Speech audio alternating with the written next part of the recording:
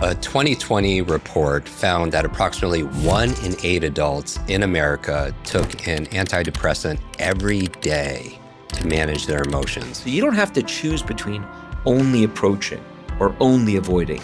You can move back and forth. Meanwhile, people who are good at managing their emotions are less lonely. They maintain more fulfilling social relationships and are more satisfied with their lives. They experience fewer financial hardships, commit less crimes, and perform better at school and at work. Your emotions get triggered, they elevate, and then as time goes on, they eventually fade. How do you manage your emotions so that they don't manage you? There are no one-size-fits-all solutions when it comes to managing our emotions. Different tools work for different people. Is there a quick, practical tool that you recommend for managing such moments in a very high-stress situation or environment? All of our emotions, even the ones we call bad emotions, are functional. They are useful when they are activated in the right proportions.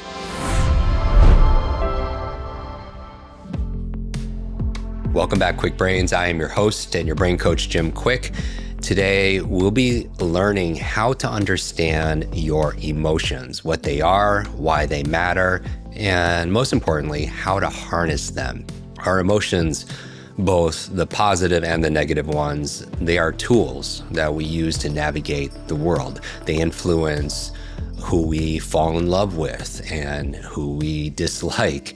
They motivate us to stay longer hours at work to realize our dreams, and they are often the difference maker when it comes to sustaining close bonds with others or becoming mired in relationships fraught with conflict. And yet, for all their profound impact on our lives, few of us receive a science-based guide for how to turn the volume on our emotions either up or down, or how to transition gracefully from one emotional state to another. Our guest, Ethan Kross, is one of the leading experts on emotional regulation. He is an award-winning professor at the University of Michigan's top-ranked psychology department and its Ross School of Business. He is also the director of the Emotion and Self-Control Laboratory and has participated in policy discussions at the White House. He is the author of Shift, which if you're watching this on YouTube, where you could watch the extended version of this interview, Managing Your Emotions So They Don't Manage You. Welcome to the show, Ethan. Thanks for having me, Jim, and thanks for that lovely introduction. Why don't we start here? Why don't we define what are emotions and why, from your perspective, are they often difficult to manage? So emotions, you could think of them as these responses that are triggered when we encounter events in the world or we imagine events in our minds that are meaningful to us.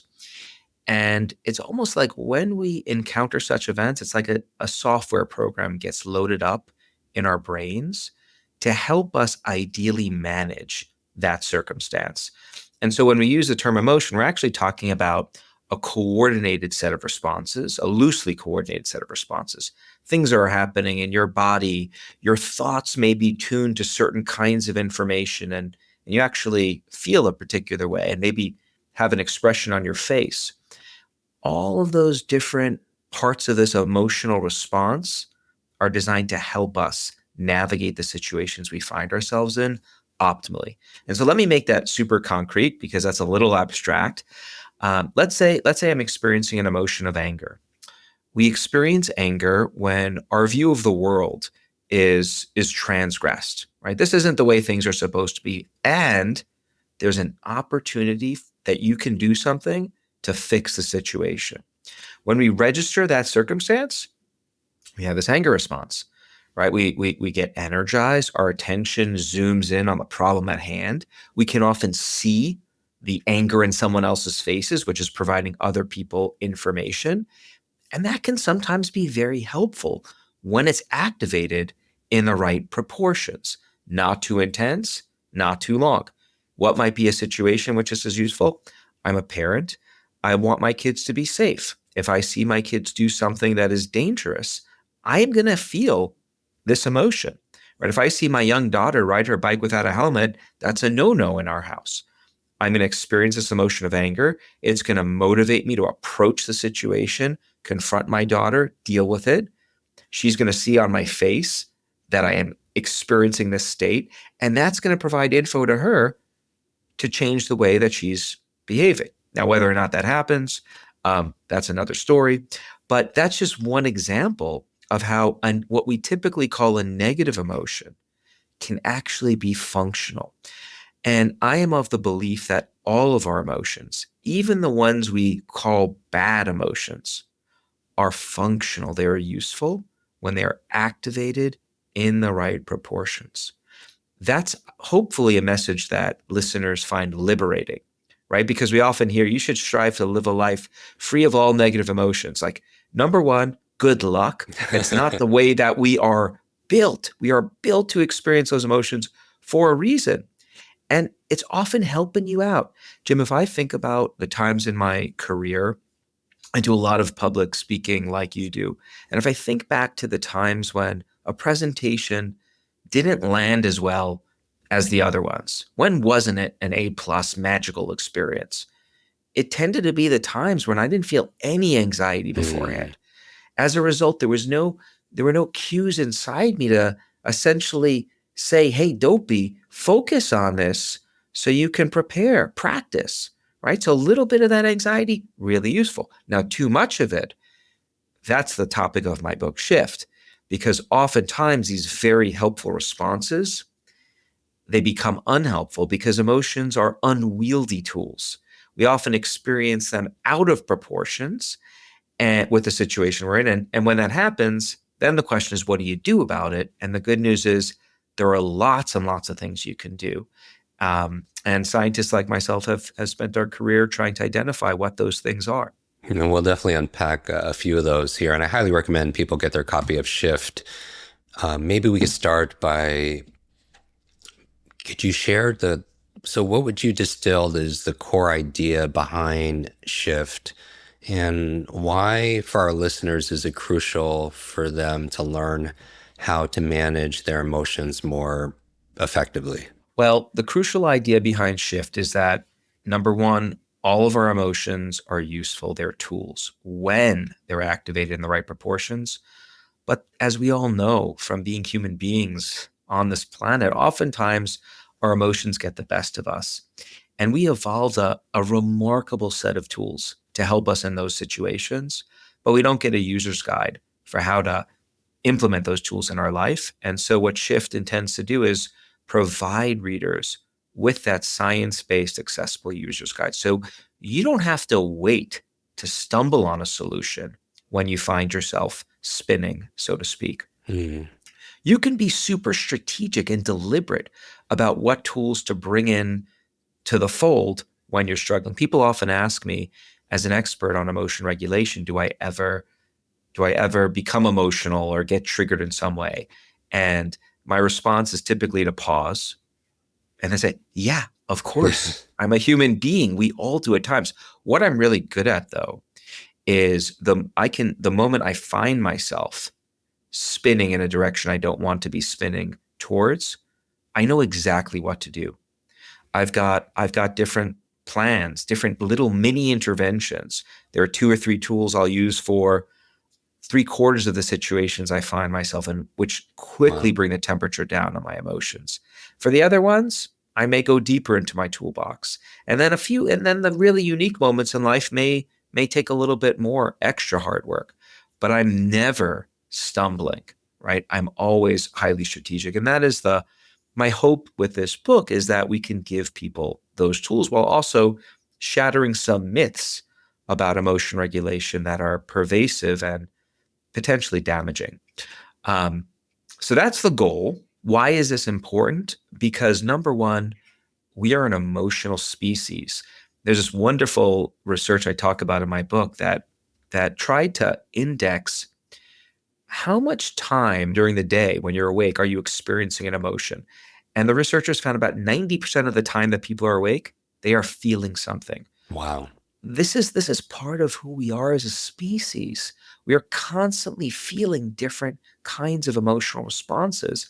And the research compellingly shows that your ability to manage those emotions, to increase or decrease their intensity, to lengthen or shorten their duration, or even to shift from one emotion to another, that capacity predicts outcomes in life that all of us care a great deal about. It is directly relevant to your ability to think and perform. Hmm. It predicts the quality of your interpersonal relationships. And it has direct implications for not just your subjective well being, which is critically important, but also your physical health. So if we just stop right there, we're talking about thinking and performance, relationships, health and well being. These are the areas of life that I think I can uncontroversially state make life worth living, that all of us are striving to excel at. And your ability to manage your emotions has implications, really important ones, for all of them. So if you care about those life domains, you have to care about managing your emotions. You have to care about managing your emotions. And speaking to our students, who many of our listeners have gone through our courses and read Limitless, it's for learning. One of the keys to learning is all learning is state dependent. And you'll notice Dr. Kross mentioned frequency, duration, intensity, as we do in memory training. Um, you introduce a number of science-based strategies for managing emotions in your book. When someone's spinning, or which technique or tool do you find most people are surprised by in terms of effectiveness, or do you have a default in terms of where your go-to? Well, I have a default, and let me tell you about my default, and then I'll tell you about Hmm. some findings that people may find surprising. And then if we have time, Jim, I'd love to circle back to some research we just finished performing, where we actually taught thousands of students about these emotion management tools and looked at the implications that that had causally in the context of a randomized trial on achievement. And the results are really interesting. So I have a default set of responses when I find myself needing to manage my emotions. The first thing I do is I use a set of what I call perspective broadening shifters. When we get stuck in an emotional state, we often zoom in really narrowly, and we focus on the features of the situation that are driving that emotional response. Oh my God, what happened? Or what if this happens? And when we focus in on those provocative features of the situation, it perpetuates our emotional response. And as a result, it can sometimes be really hard for us to just change the way we think about our circumstances. People often say, why don't you just look on the bright side, change the way you think? Like, yeah, that sounds really great, but easier said than done. Sometimes it's not so easy to reframe how we're thinking. One of the hacks, if you will, for helping people reframe what they're going through is to change their perspective. And there are lots of different ways you could do this, and some of them are really simple. So the first thing I'll do is I'll use a tool called distanced self-talk. Jim, I'm going to guess, I don't know you very well. I hope to get to know you more in the future, but I'm going to guess you probably had this following experience where you have found it at times in your life easier to give advice to other people than to follow that advice to yourself. Is that a fair assumption to make? Sure. Yeah, I would Right. imagine a lot of people could relate to that. This is close to a universal experience we have, right? We can often dole it out, give really great advice to other people who are struggling with big problems. But when we're mired in the problem, much more challenging to wade through it. Well, you can harness that feature of how people work to your benefit. Distant self-talk is a way to do it. I will silently try to coach myself through a problem and give myself advice using my name and you. So I might think to myself, Ethan, how are you going to manage this situation? Hmm. What using those parts of speech does is it shifts your perspective. Most of the time that we use the word you, it's when we're thinking about or referring to someone else. That word is the verbal equivalent of pointing a finger. So when you use that word or your name to refer to yourself, it's putting you in this mode of thinking about another person altogether. And that makes it much easier for us to wisely and objectively work through our problems. Also happens to be one of the most effortless tools that we possess. Not very hard for people to do that. So that's the first tool I'll kick into high gear. And you feel like you're more at a distance, like you're less associated with it, and it's not as you're not That's seeing it ex- from your own point of view or that's perspective. That's exactly right. And often what we need to do, what we find is really useful is just this ability, just take a little bit of a step back, puts things in a new light, makes it easier to handle the circumstance. That's what distant self-talk helps you do. I'll then layer on another set of tools that I call mental time travel. First thing I'll typically do is travel into the future. And I'll still talk to myself using my name and you to do this. All right, Ethan, how are you going to feel about this next week, next month, next year? I, just like you, Jim, have lived through millions of emotional episodes over the course of my existence on this planet. And what's interesting about those episodes, almost all of them follow a specific time course. Your emotions get triggered, they elevate, and then as time goes on, they eventually fade. Even lots of the big things in life, right? As time goes on, they gradually fade in their intensity. There are always exceptions to this rule, chronic conditions that we may be dealing with, but most of the emotional experiences we have follow that logic. We lose sight of that in the heat of the moment when we're struggling with our anxiety and our sadness and our anger. Jumping into the mental time travel machine and asking ourselves, how are you going to feel about this next week, next month, next year? Hmm. Automatically makes accessible the idea that as bad as what you're going through is, it will eventually get better.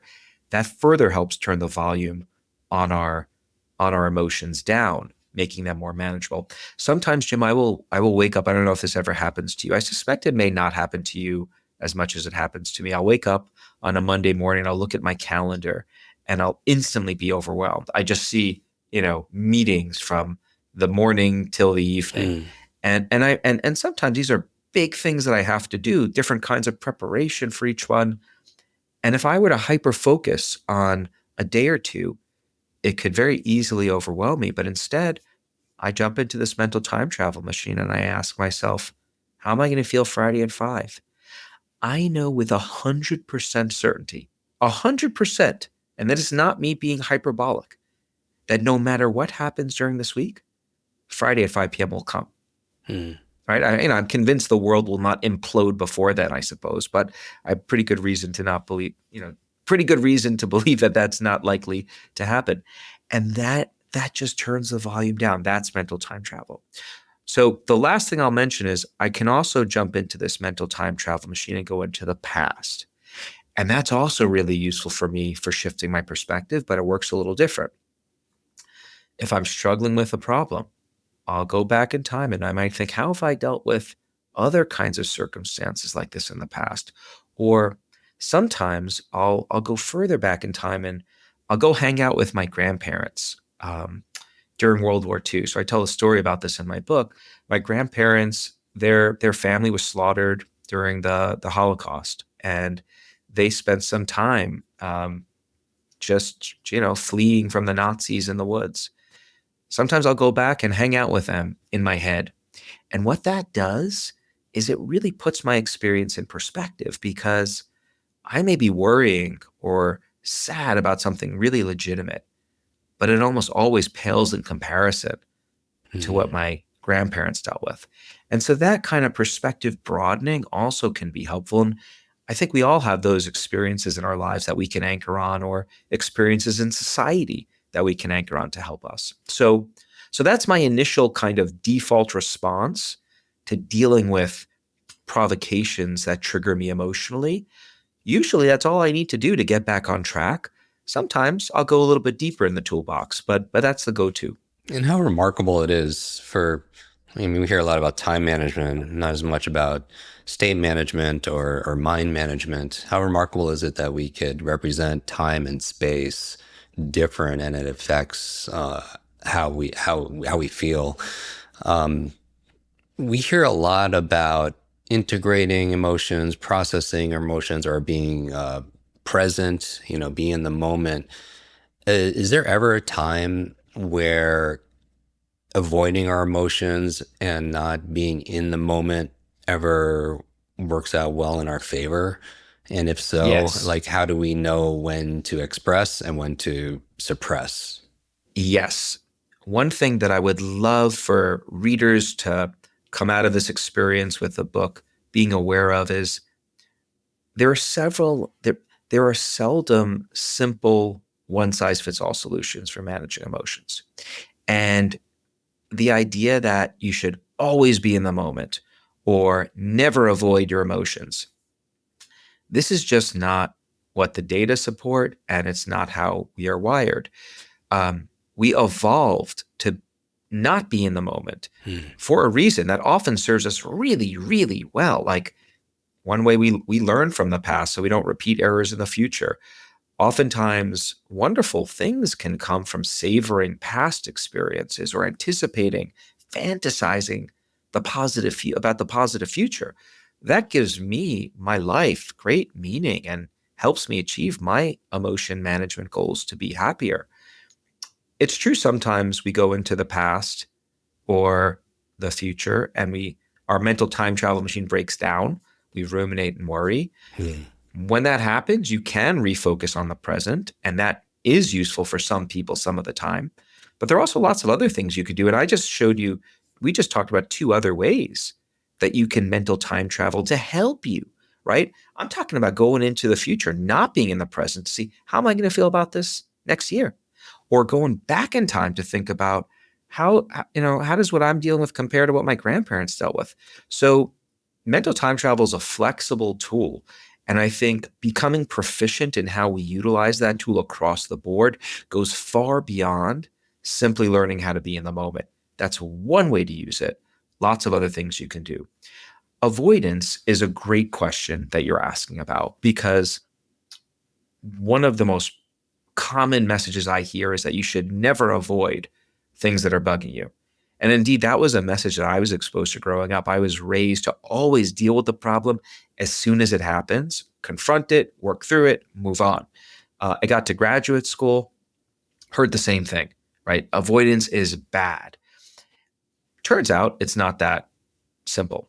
So there's been research on this, and yes, it is true that chronically avoiding problems is linked with negative outcomes consistently, and there's a large literature on that. What I'm saying with chronic avoidance is you've got a rule. Every time you are provoked or triggered in some way, you're just going to not think about it, and you're going to maintain that avoidant response across the board. This is not good. It is also not good to try to distract yourself by engaging in risky behaviors or taking illicit substances. Tends not to work out well for people when they do that. But being strategic in how you approach and avoid can be really useful, right? So you don't have to choose between only approaching or only avoiding. You can move back and forth. And I must confess, Jim, I was late in the game to embrace this in my own life, and has really made a difference. So because of the way I was raised, when I get confronted with information directly or in an email, I'll typically want to approach the situation and deal with it. What I've learned is sometimes taking some time away, distracting myself, avoiding that issue for a few hours or even a few days, and then coming back to it can be remarkably useful. Sometimes I take the time away. When I come back to the problem, I realize there is no problem, right? This was insignificant in the grand scheme of things. And the passage of time helped me realize that. In other situations, I'll take some time away, I'll avoid, and then when I come back to the problem, I'll find that it's still there, but it's not quite as intense, and I have a different perspective when I approach it, and I can engage more productively with this problem. That is being strategic in how I approach and avoid. Now, there's an art to figuring out when you should approach and when you should avoid. If you find, for example, that your attempts to avoid, you keep on getting these recurring thoughts compelling you to want to approach a situation, that means either you're not engaging in an immersive distractor, but you might need to actually deal with the situation at hand if you can't actually get away with it for a specific period of time. The flip side, though, is also true. If you find that trying to work through the problem, you're not making any progress, you just continue to turn it over and over in your mind in ways that make the problem grow and feel even worse, that might be a cue to avoid for a little while or engage in another kind of strategy. And I break down a few others. There's kind of like a decision tree that follows when to approach, when to avoid, when to go back and forth in the book. Yeah, this is really underscoring the importance of cognitive and emotional flexibility. For those that are listening that are in high performance roles, emotional spikes are often part of their job. Maybe it's one that you've already mentioned, but is there a quick practical tool that you recommend for managing such moments in a very high stress situation or environment? Do you want to be able to remember confidently the information that you hear on this podcast? Do you want to improve your memory to easily and confidently be able to remember names and faces, client information, give a speech without notes, learn another language, remember what you read, and so much more? There's a solution, and I call it your Kwik Recall. In just 15 minutes a day, for 30 days, I've designed the ultimate course, how to unlock your Kwik Recall. Just go to kwikbrain.com/recall. Enter podcast 15 for your immediate discount as a thank you for listening to our show. Yes and no. And so I'll offer you the yes from my own life, but I'll preface it by saying, Jim, we just finished this massive study that we did on how people manage their emotions during COVID. We just published this. And what was so interesting about the study is we tracked people's emotional reactions each day. And we tried to see which of the 18 different tools they could use, up to 18 different tools each day, which ones predicted the best outcomes. What we found was there was this beautiful complexity to people's emotion regulatory lives. Different combinations of tools worked for different people each day. And so, the no one size fits all solutions applies here. The things that work for me, they're different from the things that work for my wife. And I bet they're different from the ones that work for you, which is why the real challenge I think we face is identify the tools that are out there. They're not hard to use. You just need to know what they are. And then B, start self-experimenting to find the optimal solutions that work best for you, given your unique emotional life. But for me, in a high performance context, and I sometimes operate in those, my senses are super powerful shifters of emotion. I think we often underestimate the senses. So sight, sound, touch, smell, hearing are the major ones. You could think about your sensory system akin to having these satellite dishes mounted all over your body. And the function of those satellite dishes is to take in information about the world around you so that you know how to navigate that world well. And one big part of understanding how to navigate the world is to find things that you can approach and stay away from things that you can avoid. So part of how sensation works is through emotion. Sensation is tightly linked to emotion, which will come as no surprise to anyone who's listening when they think about how sometimes you bite into something and the taste immediately elicits a positive reaction. Sometimes it elicits a really negative one. You can harness your senses to help you manage your emotions. And in my review of the literature and in my experience talking to people, this is a tremendously underutilized set of tools. Take music as an example. If you ask people, hey, why do you listen to music? Close to 100% of people that are asked that question will say, I like the way it makes me feel. I like the impact, in other words, it is having on me emotionally. But then if you look at what tools do people use when they're struggling with their emotions, when they're angry, when they're anxious, when they're sad? We've done studies on this. We asked people, hey, the last time you were angry or anxious or sad, what did you do? Only between 10 and 30% of participants avail themselves of this tool that very quickly pushes our emotions in a direction we want. And so I once again, I was guilty of not availing myself of this tool until I knew about this research, right? I would just happen to be the case that sometimes my playlist would put on a song that made me feel good, but I was never really strategic about it. Now that I know how this works, I don't look at my iPhone the same way. I now think about this as like an emotion regulation device. because when I need to get lifted up, I know exactly what 3 or 4 songs to put to play. When I need to calm down, I know exactly what 5 or 6 songs to put on there. And it just works. It's a quick shift. And sometimes that is what we need, right? It's not going to be super long lasting, but sometimes it's that quick shift in a different direction. That's what we need to perform the task or use another set of tools. So think about your senses as tools you can use to manage yourself. And all the senses function in this way. Touch is a powerful tool with the right people. Obviously, you don't want to go haphazardly touching strangers, but amongst loved ones and people you care about, an affectionate embrace can be a powerful regulator of our emotions. Yeah. Smell. I mean, why do people wear perfume and cologne?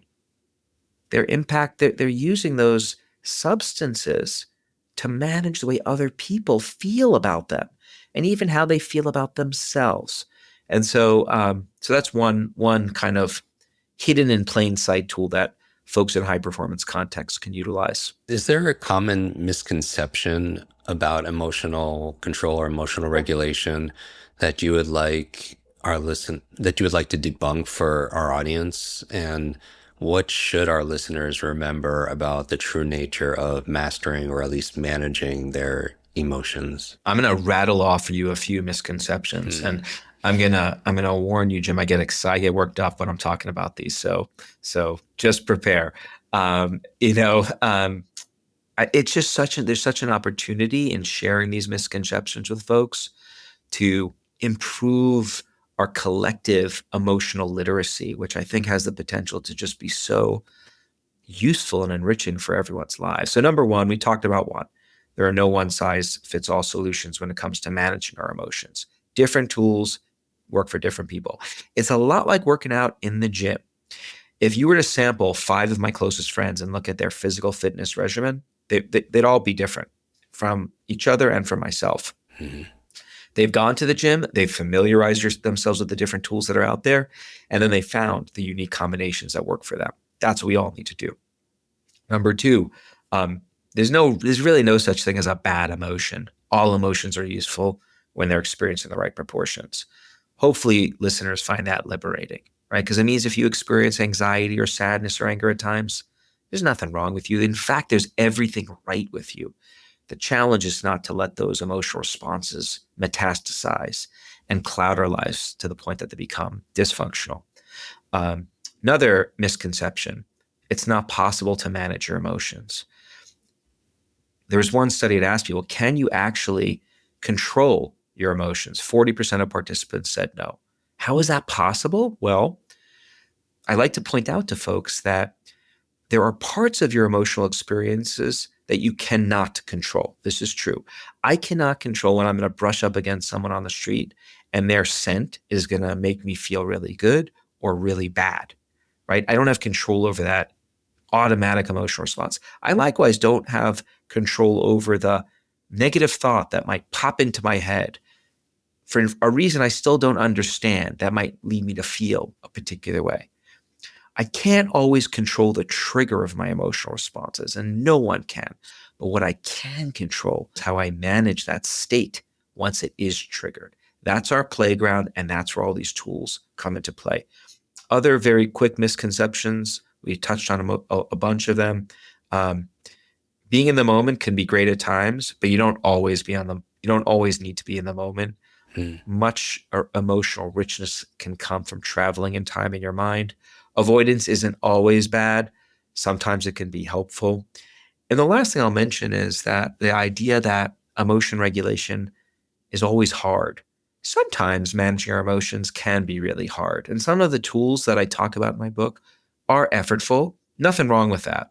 They can be really effective tools, those effortful tools. But there are also easy to use tools. Harnessing our senses is one example of that. Listening to music is pretty easy, right? You just preemptively you identify the songs that push you in the direction you want. You just play the song when you want to achieve that state. Distant self-talk, Ethan, how are you going to manage a situation? Easy tool to use. Hmm. So the tools vary in their intensity, and you want to be thoughtful about cobbling together combinations of tools that maybe some are easy and some are a little bit more challenging to use. The nature of our work is around learning, the science and art of learning. And I'm curious to finish this conversation, this episode. Is there one thing right now that you are currently learning about or studying that has you excited? Oh yeah, Yeah. yes. I mean, I'm first and foremost, a scientist, and I still have a kid in the candy store response when I think about improving our understanding of our emotion regulatory lives. And let me present to you and everyone who's listening what I think is the big question we now face as in the field. I think if you look back at the past few decades of research, scientists have done a pretty good job at identifying individual tools of the sort that we've talked about today and carefully studying those tools, profiling how they work, when do they work and so forth. What we Mm. have not yet done is studied how these tools work together optimally. How do they combine? And Mm. how do different combinations of tools work for different people in different situations? I wish you could come to me and present me with a specific different set of circumstances that you're struggling with, and I could prescribe to you different combinations of tools to perfectly help you deal with each of those different situations. I cannot make that prescription, nor can any scientist that I know of, because we don't have that knowledge base yet. But that is precisely what we are trying to do, develop that very nuanced, fine-grained understanding about how tools combine. So that to me is a very exciting uh, opportunity that awaits the field. What I like to remind people who are listening, what I'd like to remind people who are listening to this, though, is in the meantime, you don't have to wait for us to come up with those principles. You could start self-experimenting yourself with these tools. These are simple tools. They're more or less side effect free. These aren't substances you're consuming. Try a tool out. If it works, keep using it. Layer on another tool. See how that affects your circumstances. If you find a tool is not serving you well, move on to another one. That's the challenge, I think, that presents itself to everyone right now. And it's one that is an easy challenge to avail yourself of. Amazing. We could talk to you for hours. Ethan Kross, where can our listeners get more of you, go deeper in your work? Where do they get the book? How do they connect with you? Maybe some social media or your website? Yeah, my website's great. It has links to the book, information about the book, my lab, my social media accounts, www.ethankross with a K, KROSS.com. And I'm also on Instagram and LinkedIn. Perfect. And your book Shift is available where books are sold. Wherever books are sold, grab a copy, and I hope you find it enriching. Amazing. Highly recommend it. Ethan, thank you so much for taking time. Everyone listening, as always, we put links to everything mentioned that Dr. Kross mentioned, his social media, his website, the book, at our show notes at jimkwik.com/notes. And as always, you can find out more ways to fuel your potential, your mental potential, on our YouTube channel, where we post the extended version of this episode. This episode went a lot longer than 20 minutes, so I hope you listen to it and watch it on YouTube. You could certainly hit subscribe as a way of supporting us. Leave a comment. I read every single one, and let us know what you think. This is your brain coach, Jim Kwik. Until next time, be limitless.